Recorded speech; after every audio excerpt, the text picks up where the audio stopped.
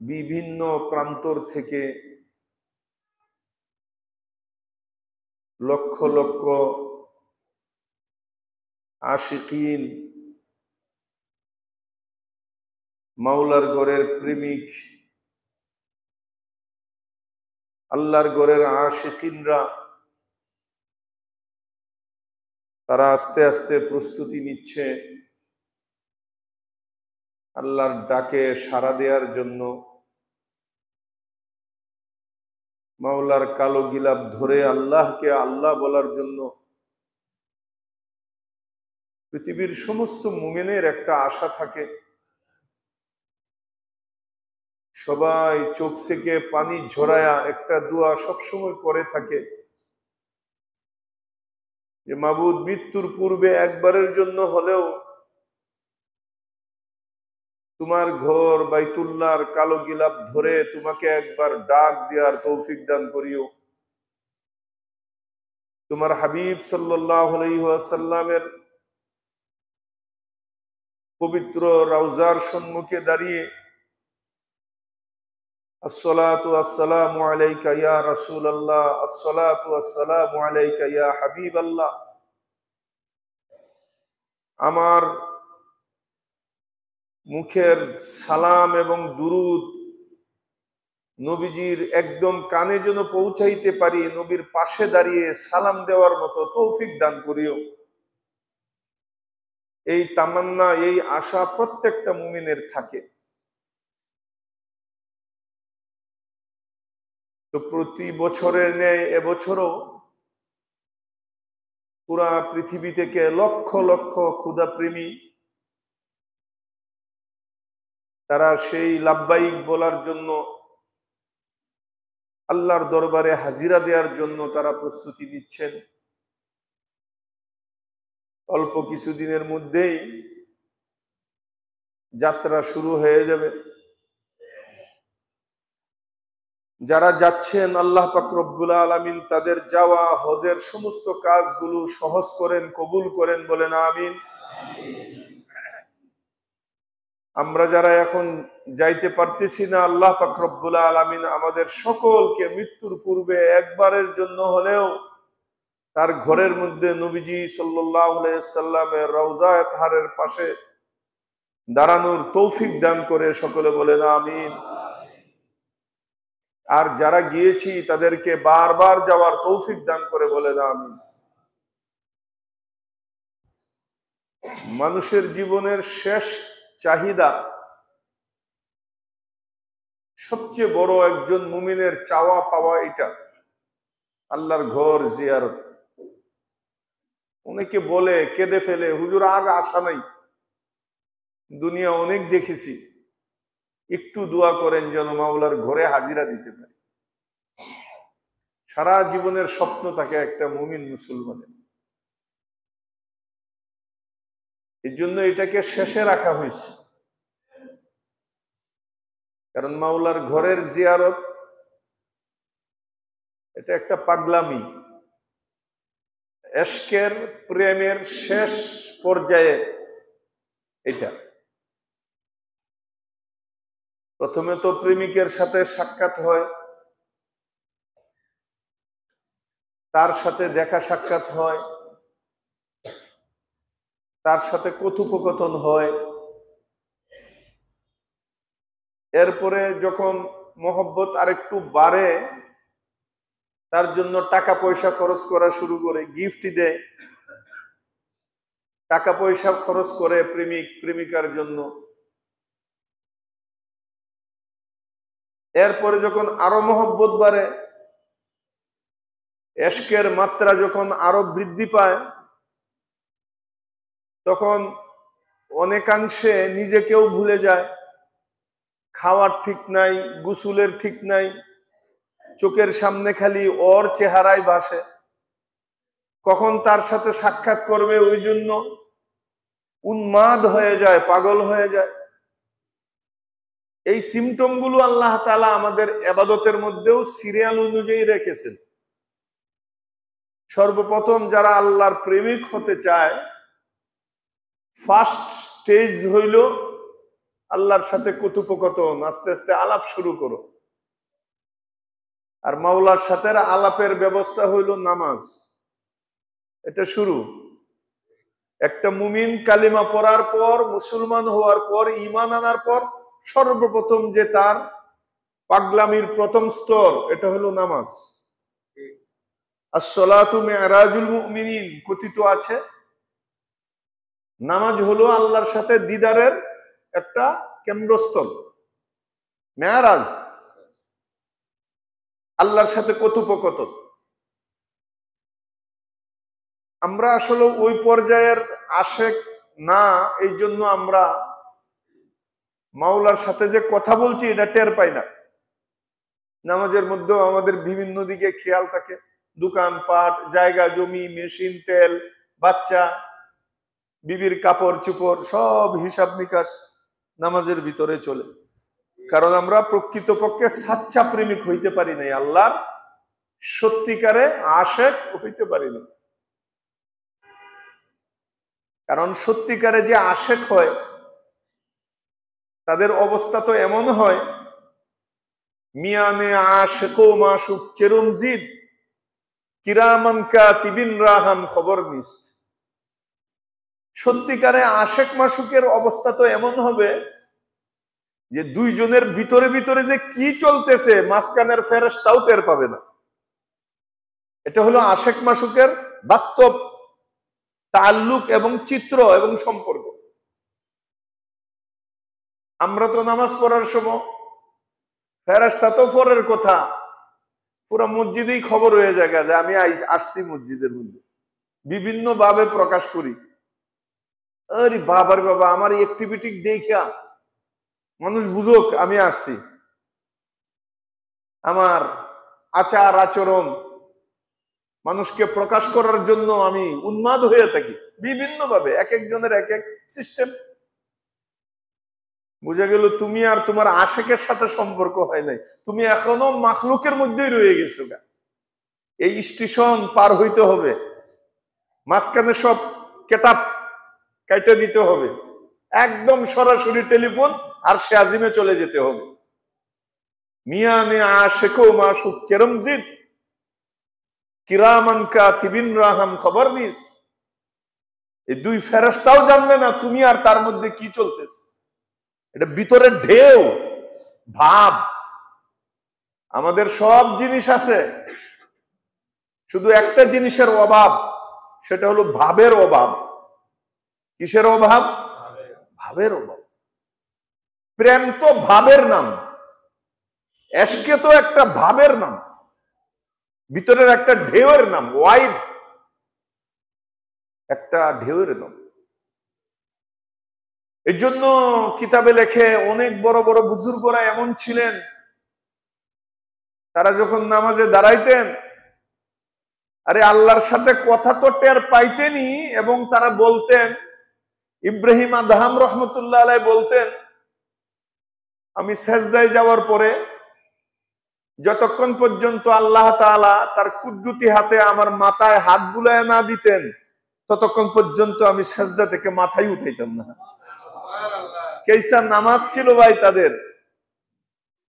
আরেক বুজুর্গ বলেন, আমি তোমাদের 10 জনের সাথে সেজদা দেই, দেখতে দেখা যায় ভাঙ্গা চাটাইয়ের মধ্যে কপাল ঠেকাইতেছি, ফ্লোরের মধ্যে মাটির মধ্যে কপাল ঠেকাইতেছি, তোমরা টের পাও না আমি যে তার সাথে কি তাল্লুক।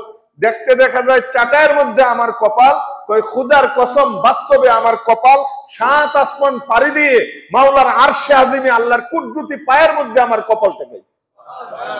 আমার প্রত্যেকটা সেজদা যায় লাগে আল্লাহর পায়ের মধ্যে। ওদেরও একটা নামাজ আর আমাদেরও একটা নামাজ। আমরা তো মাশাআল্লাহ নামাজে দাঁড়ানোর পর 3 কাতার সামনে দিয়ে মশা যায়, মাঝে মাঝে জিদ উঠে, তুই আইসস মসজিদে, খারা তুই আমার সামনে দেখালি আয়, আইলে ঘুষি মারে মাঝে মাঝে নামাজ। আর আমাদের আল্লাহওয়ালাদের অনেক ইতিহাস এমন আছে, ঘেমরুল আইসা পুরা পিঠ ঝাঁঝরা করে ফেলাইতেছে, একটা চোখেতে পানি গড়গড় করে পড়তেছে, একটা সেকেন্ডের জন্য নড়াচড়াও করেনি। আমি কিভাবে নড়বো? মাওলা আমার দিকে তাকায় আছে, আল্লাহ আমাকে দেখতেছে। আপনি আসামি, আমি আসামি, জজ বসছে, হাকিম ফাঁসির আসামি।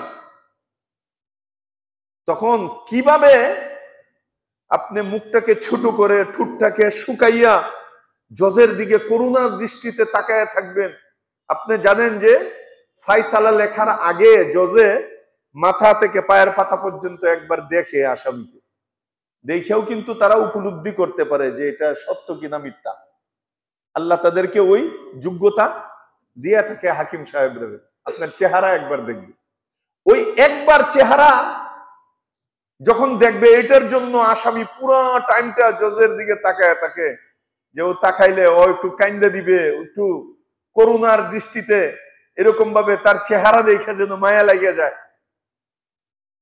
এখন জজ সাহেব যখন তাকাইবে তখন আপনি সেদিকে তাকায়া চিপস চাইতেছেন, পাগলামি করতেছেন, জজের দিকে আপনি বিড়ি খাইতেছেন, আপনি অন্যদিকে, তখন জজ তো আর ডাবল ফাঁসি দিব। এই আসলে এটা বেয়াদব, তার আসামির কাঠগড়ের মধ্যে সে দাঁড়াইছে, কোথায় করুণার দৃষ্টিতে আমার দিকে তাকায় থাকবে না, সে তার মতো আগের মতোই চলতেছে। আল্লাহ পাক রব্বুল আলামিন তো পুরো নামাজটার মধ্যে আপনার আমার কলবের দিকে তাকায় থাকে। হাদিস শরীফে আছে, আনতা'বুদাল্লাহ কাআন্নাকা তারাহু ফাইন লাম তাকুন তারাহু ফাইন্নাহু ইয়ারাক। এমন ভাবে ইবাদত করো, নামাজ এমন ভাবে পড়ো যে পুরা নামাজটার মধ্যে তুমি জজ সাহেবের দিকে তাকায় আছো, আল্লাহকে তুমি দেখতেছো। সুবহানাল্লাহ। যদি এই পর্যায়ে তুমি পৌঁছতে না পারো, কমপক্ষে দ্বিতীয় সূরতটা তোমার আনতেই হবে, ফাইন্নাহু ইয়ারাক। আল্লাহ তো তোমার দিকে তাকায় আছে, যে তোমার মনটার হালাত এখন কোন দিকে। নামাজের মধ্যে দেখেন এটা আসামি সিস্টেম। এই যে আমরা হাত জোর কইরা, হাত বাঁধে যে দাঁড়াই, কোর্টের মধ্যে দেখবেন হাত জোর কইরা দাঁড়ায়, হাত বাঁধে দাঁড়ায়। কথা বলেন না কেন? আমরা আল্লাহর দরবারের আসামি কিনা বলেন? আমাদের গুনাহ আছে কিনা? নামাজটা হলো আল্লাহর খাস দরবার, খাস বৈঠক। ওই সময় আল্লাহ তাআলা দেখেন যে বান্দার মনের অবস্থা কি, মন মানসিকতা কি। যখন দেখে যে নামাজে কারায়া ভিতরটা তার ফাইটে যাইতেছে, যে মাবুদ তুমি আমার দিকে তাকায় আছো, আমারে মাফ কইরাই দাও, পুরো নামাজটার মধ্যে যখন নাকি এরকম একটা ভাব, আল্লাহ তাআলার মায়া লাগে যায়, জিন্দেগীর সমস্ত গুনাহ মাফ করে দেয়। অথচ সেই নামাজের মধ্যে চার দোকানের হিসাব, কত কিচ্ছা কাহিনী, বাচ্চার চিপসের, বউয়ের লাল শাড়ি, মেশিনের তেল, কর্মচারীর কথা, গার্মেন্টসের সামনের মাসে বিল কত দিব, সব হিসাব নিকাশ আমাদের নামাজের মধ্যে চলে যায়। অথচ আল্লাহ দেখতেছে, হায় হায়, আমি তোর দিকে তাকিয়ে আছি আর তুই আসিস চিপসের দোকানে, তুই এখন শাড়ির দোকানে। বলেন আল্লাহর কি দয়া আসবে এই নামাজের প্রতি? এই নামাজীদের ব্যাপারে আল্লাহ কোরআনে বলেছেন, ফাওয়াইলুল লিল মুসাল্লিন আল্লাযীনা হুম ফি সলাতিহিম সাহুন। ফাওয়াইলুল লিল মুসাল্লিন, নামাজ পড়েও অনেক নামাজি এমন আছে, ফাওয়াইলুল লিল মুসাল্লিন, এই মুসল্লিদের জন্য, এই নামাজীদের জন্য ওয়াইল, দুজক আমি রেডি করে রাখছি। আশ্চর্য, নামাজ পড়ে দুজকে যাবো কেন?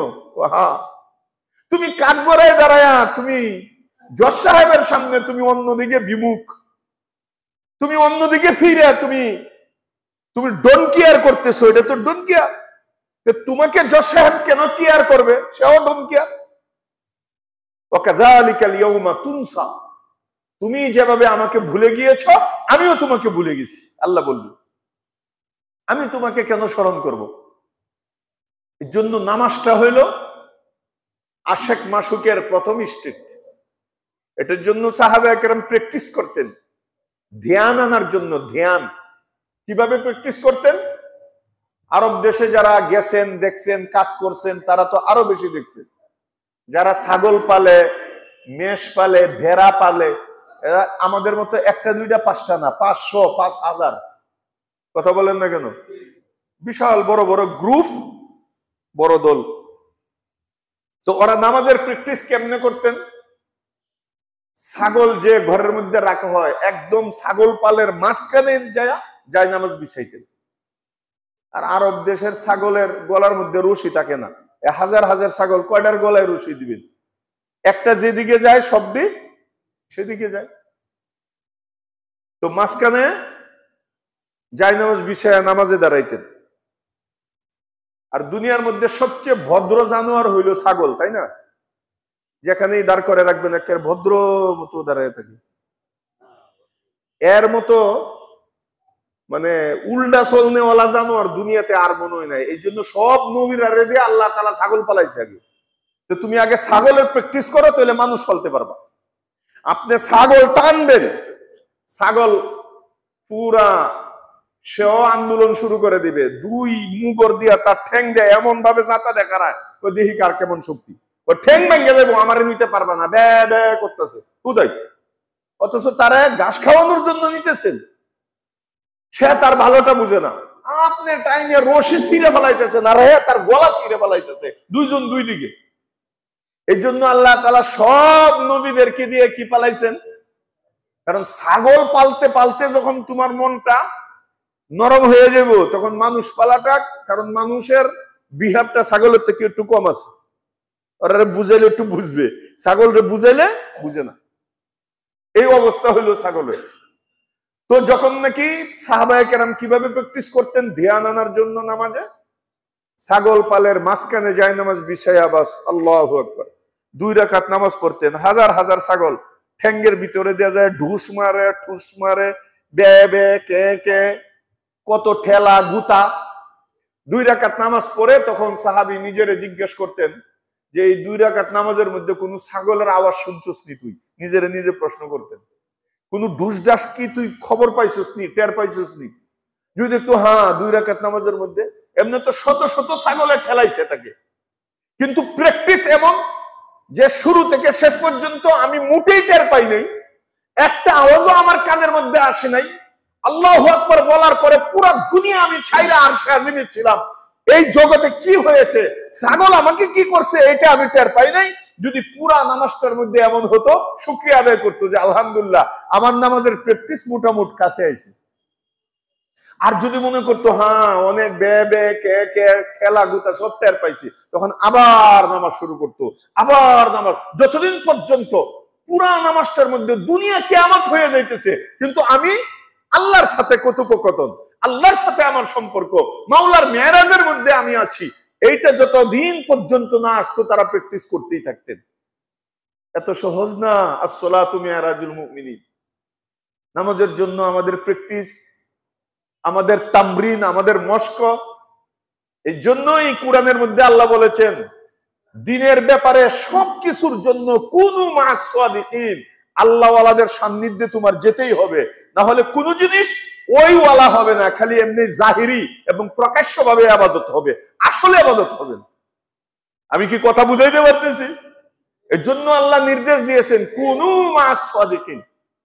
আল্লাহ ওয়ালা কোথায় আছে, নেককার লোক কোথায় আছে, হযরত উলামায়ে কেরাম, হাক্কানি উলামায়ে কেরাম কোথায় আছে, ওদেরকে তালাশ করে তাদের কাছ থেকে প্র্যাকটিস শুরু করো সবকিছুর ব্যাপারে। এর জন্য সর্বপ্রথম ইশকের সর্বপ্রথম ধাপ হলো কি? নামাজ, আল্লাহর সাথে কথোপকথন। প্রেমিক প্রেমিকার সাথে আস্তে আস্তে হাই হেলো শুরু করে, কথাবার্তা শুরু করে।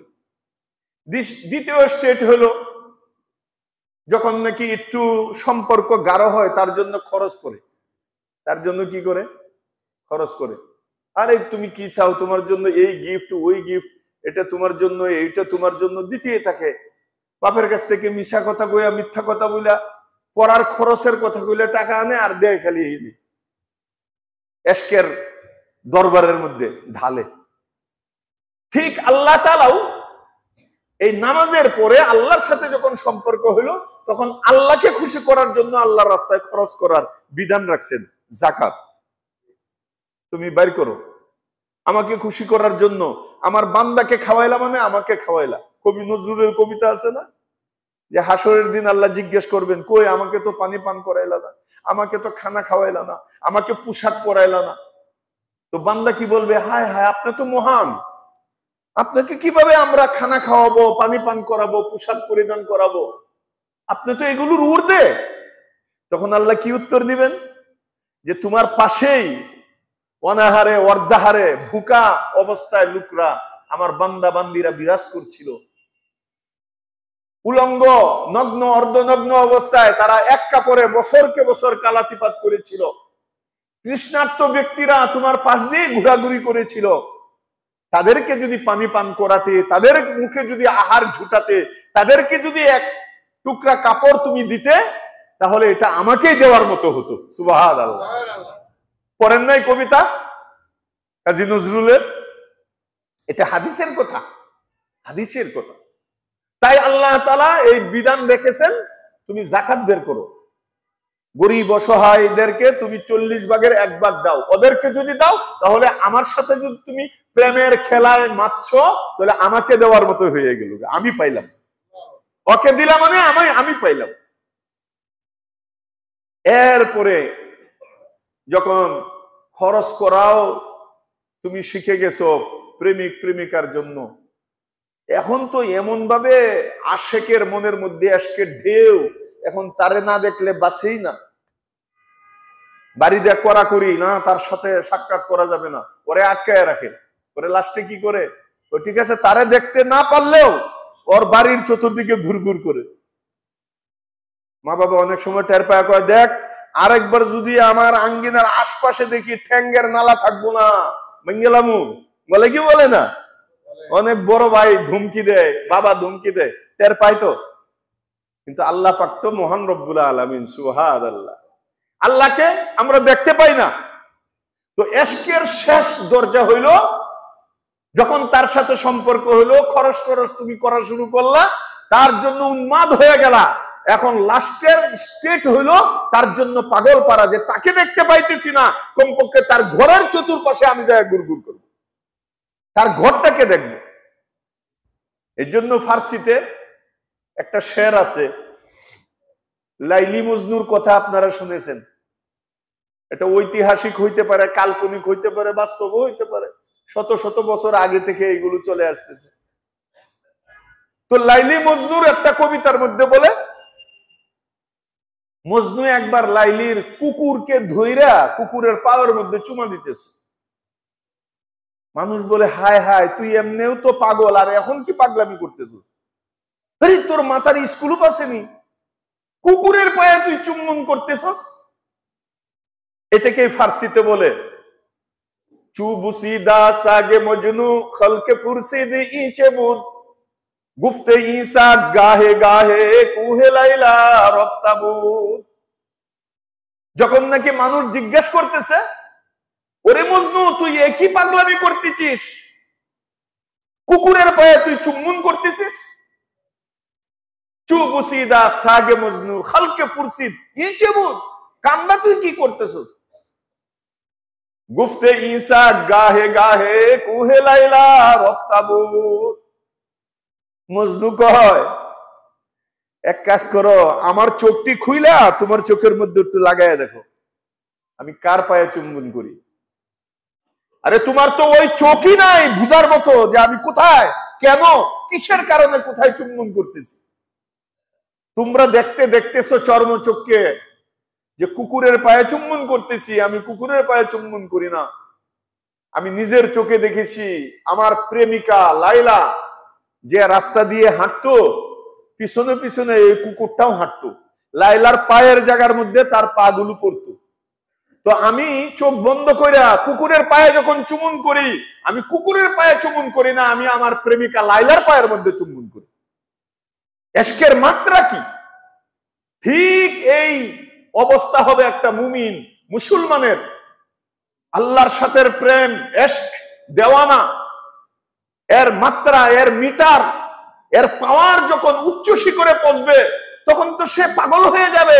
মাওলার ঘর কোথায়, মাওলার ওলিগুলি কোথায়, আল্লাহ পাক রব্বুল আলামিনের সর্বপ্রথম জালুয়া, সর্বপ্রথম ঝলক, যেখানে প্রত্যেক দিন 260টা নূর আল্লাহ তাআলার রহমত বর্ষিত হয়, ওই জায়গার জন্য সে পাগল পারা হয়ে যায়। সেইখানে যায় কোথাও এই যে চুম্বন করে, দৌড়াদৌড়ি করে, সব পাগলামি। আশেক যখন মাসুকের জন্য সত্যিকারে পাগল হয়ে যায়, তখন তার কাপড় চুপড়, ইস্তারি, খানা দানা, এগুলোর কোনো ঠিক ঠিকানা থাকে না।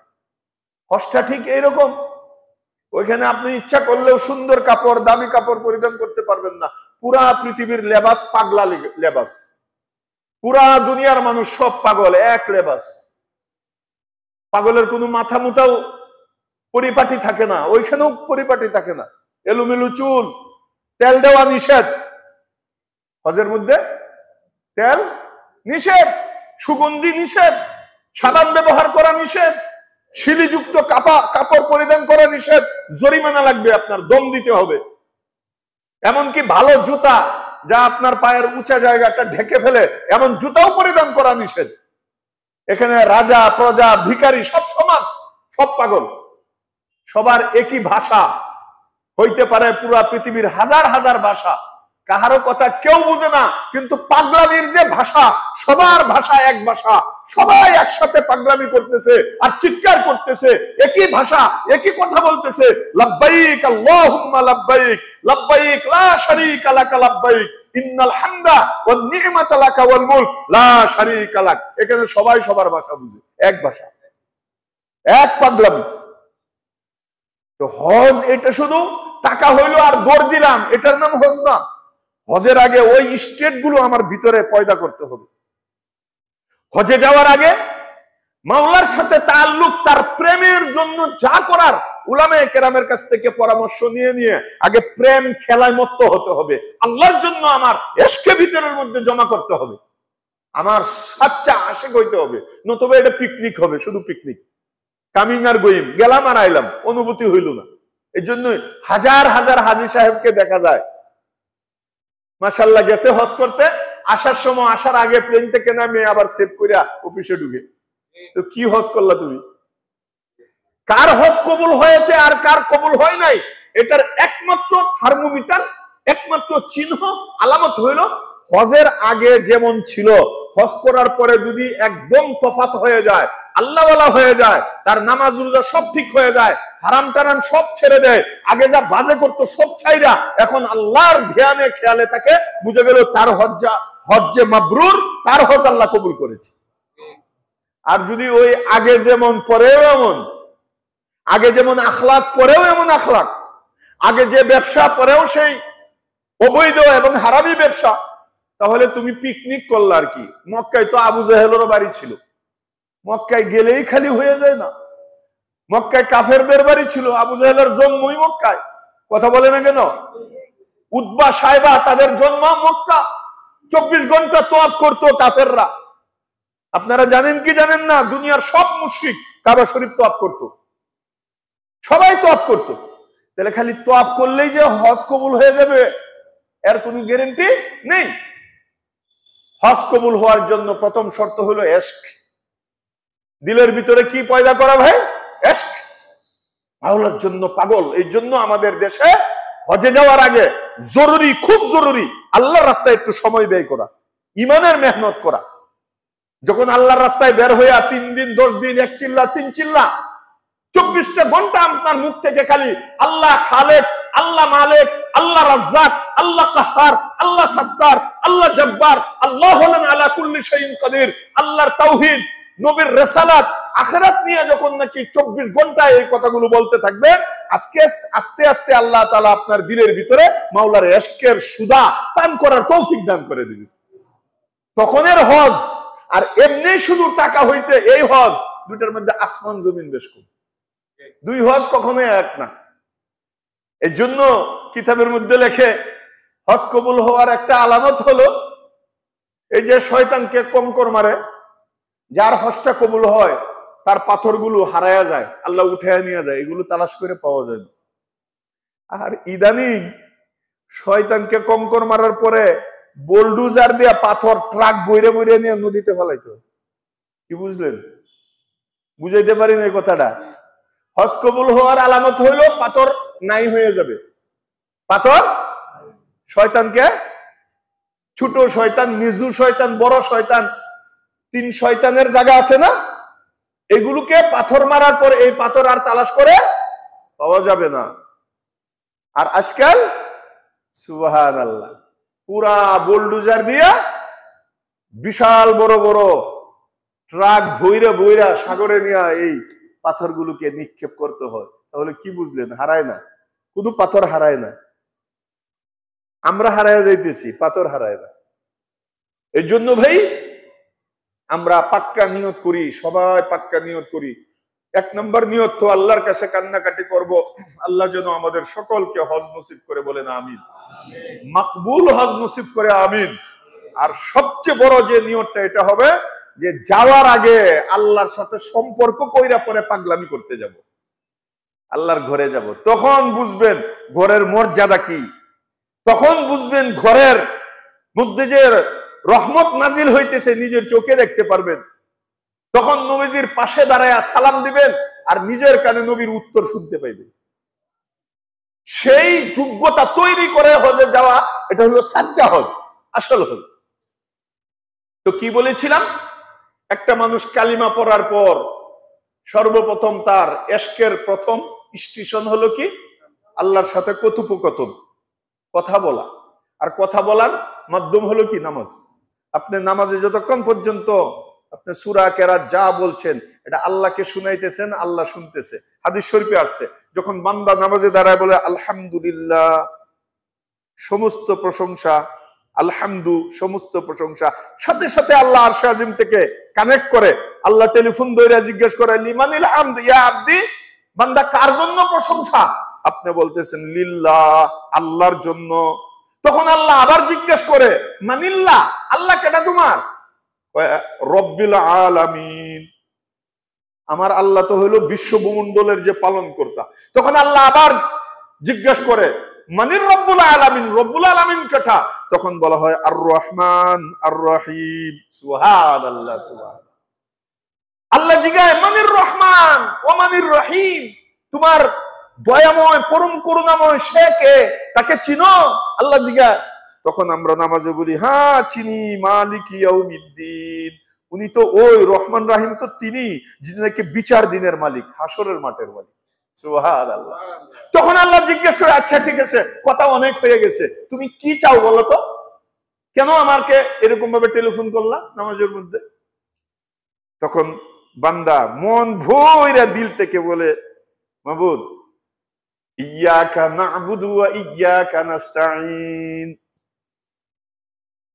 একমাত্র তোমারই ইবাদত করি, আর পৃথিবীর কোন মাখলুকের কাছে আমি হাত পাতি না। আমি যা চাবো একমাত্র তোমার কাছেই সাহায্য চাওয়ার জন্য দাঁড়াইছি। আমি কার কাছে সাহায্য? ওই যাস্তানতা ফাস্তাইন বিল্লাহ। তখন আল্লাহ তাআলা বলেন আচ্ছা দিল খুলে বলো তো তুমি কি চাও, তোমার কি দরকার আমার কাছে বলো। তখন বলবে আল্লাহ আমি যেটা চাই সেটা হলো আর কিছু না, আমি ঘর বাড়ি টাকা পয়সা চাই না। তো কি চাও? বলে ইহদিনাস সিরাতাল মুস্তাকিম, সরল সঠিক রাস্তা সিরাতে মুস্তাকিম আমাকে ভিক্ষা দান করে। কোন সিরাতে মুস্তাকিম? অনেক তো রাস্তা আছে আমার কাছে। না না, ডানের রাস্তাও না বামের রাস্তাও না, একেবারে নাক বরাবর যে রাস্তায় চললে ডাইরেক্ট যায় গেট খোলা পাবো আর জান্নাতে ঢুকবো।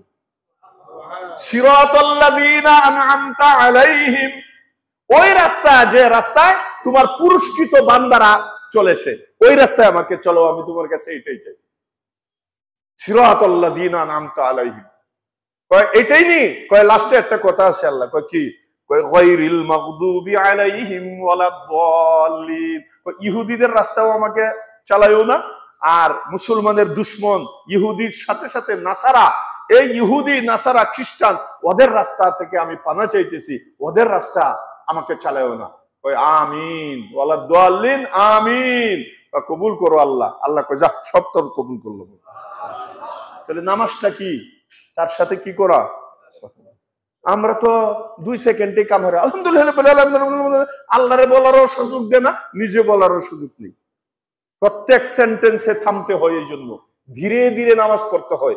আল্লাহর সাথে কথোপকথনের সুযোগ, এই জন্য ইলমের দরকার, এই জন্য অর্থ বুঝার দরকার। খালি নামাজ, খালি নামাজি লবণ ছাড়া তরকারির মতো।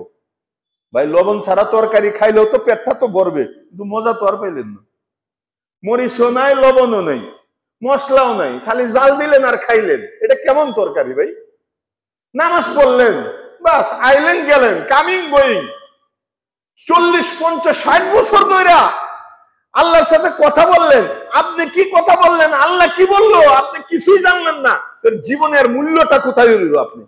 আপনি ইংলিশ জানেন, আপনি সফটওয়্যার ইঞ্জিনিয়ার হয়ে গেলেন, আপনি ডাক্তার হইলেন, ডক্টর হইলেন, আপনি দেশ বিদেশ সব কামাইলেন, কিন্তু প্রত্যেকদিন 5 ওয়াক্ত নামাজে মাওলার সাথে কি কথা বললেন, অর্থ বুঝলেন না। আপনি একটা বোকা। আপনি লবণ ছাড়া তরকারি খাইলেন সারা জীবন। এই জন্য পাক্কা নিয়ত করেন, এখনো সময় আছে। শিক্ষার কোনো বয়স নাই। আল্লামা শেখ সাদি রহমতুল্লাহ আলাইহি 40 বছর পরে শিক্ষা শুরু করছেন। শিক্ষার কোনো বয়স নেই। এই জন্য যারা শুদ্ধ করে কোরআন পারি না, কোরআন শুদ্ধ করার নিয়ত করি, আর যাদের কোরআন শুদ্ধ হয়ে গেছে অর্থ শিক্ষা শুরু করি, তাহলে মজা পাইবেন না। তাই বলছিলাম, প্রথম কথোপকথনের 1 নাম্বার হলো কি? নামাজ। এরপরে খরচ, এটা হলো যাকাত। এরপরে হলো মাওলার ঘর, তার ঘরের পিছনে, আশেকের ঘরের পিছনে গুরগুর গুরগুর করা, এটার নাম হজ। এটা লাস্ট পর্যায়ে। এই জন্য আমি প্রত্যেক বছরই হজের আগে 1 মিনিটে যারা হজ করবেন আর যারা করবেন না সকলের উদ্দেশ্যে হজের ট্রেনিং দেয়া, মাত্র 1 মিনিট লাগে আমার কাছে দিলে। এই 1 মিনিটের একটা কবিতা আছে, এই কবিতাটা যদি কেউ মনে রাখেন, কোনো মুআল্লিম লাগবে না, দুনিয়ার কোনো হুজুর লাগবে না, আপনি একা একা কইরা নির্ভুল হজটা করে আপনি আসতে পারবেন, কিচ্ছু হবে না আপনার, ইনশাআল্লাহ কোনো ভুল হবে না। এই কবিতাটা কি? আমার সাথে সাথে বলেন। হজের দিন হলো 5টি, বলেন সবাই বলেন। আশরাফ আলী থানভী রহমতুল্লাহ বলছেন, কেউ যদি একটা মাসালা শিখে 1 লক্ষ রাকাত নামাজ পড়ার চেয়ে আল্লাহ বেশি সওয়াব দিবে তাকে। এই জন্য আমরা সবাই শিখে রাখি। যারা আমাদের আশপাশের মুরব্বী, কথা বলেন কেন? এই যে মুরব্বী, কি হলো আপনার? চুপ, এখানে কথা বলেন না। হজের দিন হইলো 5টি। কয়টি? জায়গা হলো 4টি, বলেন আবার বলেন। হজের দিন হইলো 5টি, জায়গা হলো 4টি, করতে হবে 9টি, বলেন ছাড়তে হবে 12টি, হয়ে গেল হজটি। এটা হলো আমার বানানো কবিতা। কেন? হজের যে অধ্যায় কিতাবের মধ্যে সবচেয়ে বড় অধ্যায়, সারা বছর পড়া হয়, কিন্তু এটাকে আয়ত্ত করা যায় না। সেরা বেড়া আলেম উলামারাও হজে যায় গিয়ে ভুল লাগাইয়া দেয়। দেওবন্দের মুফতি ইউসুফ সাহেব দামাত বারকাতুহুম, উনি হজের এত মোটা বই লিখছেন সহজ করার জন্য। উনি যখন হজে গেছেন, তওয়াফের মধ্যে উনি নিজে উল্টা পাল্টা করতেছে। হিন্দুস্তানের মানুষ দেখে যে চেহারা তো হিন্দুস্তানির মতো, এসে বলতেছে, মৌলভী সাহেব আপ কাহা কে হ্যাঁ? আমাদের হুজুর যিনি হজের বই লিখছে তারা জিজ্ঞাসা, ভাই আপনি কোথায় থেকে আসছেন? मैं हिंदुस्तान से आया हूं। अच्छा, आप हिंदुस्तान से आए हैं? আপনি হিন্দুস্তান থেকে এসেছেন, क्या आप মুফতি ইউসুফ সাহেব কি কিতাব नहीं পড়া? আপনি কি মুফতি ইউসুফের কিতাবটা পড়ে আইতে পারেন নাই? ওই কিতাব দেখেন নাই? অথচ উনি মুফতি ইউসুফ, যে যার কিতাব পড়ে কোটি কোটি মানুষ হজ করে, নিজে এখানে উল্টা পাল্টা করতেছে। এই জন্য এখানে কোনো বেটাগিরি দেখানো যাবে না। এখানে লাগা স্বাভাবিক, জীবনে একবার হজ করে মানুষ, কথা বুঝছেন নাকি? এই জন্য হজের দোয়া হইল, আল্লাহুম্মা ইয়াসসিরহু লি ওয়া তাকাব্বালহু মিন্নি। আল্লাহ তুমি এই কাজটা আমার জন্য সহজ করো এবং তুমি কবুল করো। এই জন্য আমি ছোট্ট করছি, এই মাত্র 3-4টা কথা যদি মনে রাখেন, আপনার 1 মিনিটে হজের ট্রেনিং শেষ। 2 দিন 3 দিন কোথাও দিতে হবে না। 1 নম্বরে হলো হজের দিন হইলো 5টি, বলেন জায়গা হলো 4টি, করতে হবে 9টি, ছাড়তে হবে 12টি। এই 4টে জিনিস কি? হজের দিন হইলো 5টি। কি কি? 8, 9, 10, 11, 12 জিল হজ মাসের এই 5 দিন মাত্র হজ। কেউ যদি মাত্র 5 দিনের জন্য যান, আপনার হজ হয়ে যাবে, 40 দিন লাগে না। এটা আমাদের একটা প্যাকেজ আর কি, কথা বুঝে নাই। হজের মাত্র দিন কয়টি ভাই সবাই বলেন? মাত্র 5 দিন। কত তারিখ থেকে কত? 8 তারিখ। 8, 9, 10, 11, 12 বলেন 8, 9, 10, 11, 12 এই 5 দিন হইলো হজের দিন। হজের দিন 5টি, জায়গা হলো 4টি। পুরা হজের জায়গা মাত্র কয় জায়গায় কাজ? 4 জায়গায়। আমি সিরিয়াল অনুযায়ী বলতেছি। আমরা অনেকে মনে করি আল্লাহর ঘর থেকে শুরু, না, আল্লাহর ঘর থেকে শুরু না। হজ শুরু মিনা থেকে। 1 নম্বরে মিনা, বলেন 1 নম্বরে কি? মিনা। 2 নম্বরে হলো আরাফা, বলেন 2 নম্বরে আরাফা। 3 নম্বরে হলো মুজদালেফা, বলেন 3 নম্বরে কাজ মুজদালেফা। 4 নম্বরে আল্লাহর ঘর বাইতুল্লাহ শরীফ, মক্কা শরীফ। আবার বলতেছি, জায়গা হলো 4টি। এই 4 জায়গায় হজের কাজ। আর এই যে ঘোরাঘুরি করেন, এগুলো হজের দরকার নাই, এটি বাহিরের কাজ। মাত্র এই 4টে জায়গায় 5টা দিন, এই 4টে জায়গায় কাজ করবেন, শেষ হজ। 4টে জায়গা আবার বলতেছি। 1 নম্বরে হলো মিনা, বলেন 1 নম্বরে মিনা। 2 নম্বরে মুজদালিফা, বলেন 2 নম্বরে। 2 নম্বরে আরাফা, 2 নম্বরে কি আরাফা। 3 নম্বরে মুজদালিফা, বলেন 3 নম্বরে কি মুজদালিফা। 4 নম্বরে বাইতুল্লাহ। এই 4টে জায়গার মধ্যে বাস দিন হলো 5টি, জায়গা হলো 4টি। যদি ভুইলা যান তাহলে ইউটিউবের মধ্যে আছে, যারা হজ করবেন এবার অথবা সামনে করবেন, এটা মুখস্থ করে নেবেন, কোথাও যাওয়া লাগবে না, এর বাইরে কিছুই নেই। আচ্ছা, করতে হবে 9টি, মাত্র 9টা কাজে হজ শেষ। আমরা জানি না দেখি, আল্লাহ হুজুর আমি তো কিছু বুঝি না, আমি আপনার সাথে, হুজুর আমি আপনার সাথে যাব। হ্যাঁ, আলেমের সাথে যাওয়া ভালো, বিজ্ঞ আলেম এবং বিশ্বস্ত আলেম। এটার মধ্যে অনেক ধোঁকাবাজি আছে, অনেক ব্যবসা। আপনারা একেবারে জবা কইরা হজ নষ্ট করতে, আপনার হজ নষ্ট সমস্যা নাই, তার কিছু টাকা হইলে হয়েছে, এমনও অনেক মুআল্লিম আছে। আমি ভিতরের ঘুমের কথা বলতেছি। তো মাত্র 9টা কাজ আপনি নিজে নিজে শিখবেন। 9টা কাজ কি? 3টা হলো ফরজ আর 6টা ওয়াজিব। বলেন 3টা হলো কি ফরজ। হজের ফরজ কয়টি? 3টি। আর হজের ওয়াজিব 6টি। বলেন হজের ওয়াজিব 6টি। 3টি ফরজ কি কি? ইহরাম বাঁধা, 1 নম্বরে কি ইহরাম। 2 নম্বরে হজের সবচেয়ে বড় ফরজ যেটা উকুফে আরাফা, আরাফার ময়দানে অবস্থান করা, এটা হলো সবচেয়ে বড় ফরজ। এটা ছুটলে আর হজ হবে না। তো 2 নম্বর ফরজ হলো এটা উকুফে আরাফা। আর 3 নম্বরে হলো তোয়াফে জিয়ারত, বাইতুল্লাহ শরীফ তোয়াফ করা। এই 3টা হলো ফরজ। ওয়াজিব 6টি। ওয়াজিব কয়টি? 6টি। শয়তানকে কঙ্কর মারা, বলেন মুজদালিফায় অবস্থান করা। আরাফা শেষ করে কোথায় অবস্থান করা? মুজদালিফায় অবস্থান করা। শয়তানকে কঙ্কর মারা, 3 শয়তানকে নিয়ম আছে, নিয়ম অনুযায়ী কি করা? কঙ্কর মারা। এরপরে কুরবানি করা, এটা ওয়াজিব। এরপরে হলক করা, মাথা হলক অথবা কাটা, দুইটার যে কোনো একটা করা, এটা। এরপরে সাফা মারওয়ার মধ্যে তোয়াফ করা, এটা কাবা শরীফের পাশে 2 পাহাড়। ইন্নাস সাফা ওয়াল মারওয়াতা মিন শাআইরিল্লাহ, সাফা মারওয়া। এরপরে জমজমের পানি খায়া তোয়াফ করা। এরপরে মাকামে ইব্রাহিমের শেষ পিছনে এসে 2 রাকাত নামাজ পড়া, আপনার হজ শেষ। এটা ভালো করে এখান থেকে নোট করবেন, এর বাইরে কিচ্ছু না। আপনি পুরো এই জিনিসটাকে নোট করবেন, বাস আলহামদুলিল্লাহ হয়ে গেছে গা। এই জন্য আল্লাহ পাক রব্বুল আলামিনের কাছে দোয়া করি, আল্লাহ তাআলা যেন আমাদের সকলকে মাকবুল হজ নসিব করে, বলেন আমিন। অনেকেই যাচ্ছেন, সব মসজিদ থেকে যাইতেছে, আমাদের এখানে অনেকেই থাকতে পারেন, কিন্তু আমাদের অত্র কমপ্লেক্সের সম্মানিত মুরব্বী সহসভাপতি সাহেব, আমাদের সকলের পরিচিত মুখ, আমাদের ইদ্রিস সাহেব, উনি এই বছর যাচ্ছেন হজে, সম্ভবত 1 তারিখে, না 1 তারিখে যাচ্ছেন। সবাই উনার জন্য দোয়া করবেন। শুধু উনার না, সারা পৃথিবীর যত নারী পুরুষ লক্ষ লক্ষ যারাই যাচ্ছেন, আল্লাহ সবাইকে যেন হজ্জে মাবরুর দান করে, বলেন আমিন। এবং সকলকে আল্লাহ তাআলা হজকে আসান করে দে, বলেন আমিন। আর উনার পক্ষ থেকে আমি আপনাদের কাছে, আগের দিনে এটা খুব আনুষ্ঠানিকতা করা হইতো, কারণ আগে 6 মাস লাগতো যাইতে জাহাজে, অনেকে ফিরে আসতো না। আর এখন তো সহজে 6 ঘন্টা। 6 মাস কি হয়ে গেল? 6 ঘন্টা হয়ে গেছে গা। এই জন্য উনার পক্ষ থেকে আমি আপনাদের কাছে দোয়াও চাইতেছি, মাপও চাচ্ছি। আমরা চাই যে আল্লাহ তাআলা উনাকে হায়াত দান করে, বলেন আমিন। সুস্থতার সাথে আমাদের মধ্যে আবার ফিরে আসেন, আল্লাহ পাক রব্বুল আলামিন উনাকে নেক হায়াত দান করে, সকলে বলেন আমিন। জি, আমরা এখন সুন্নত পড়ে নেব ইনশাআল্লাহ।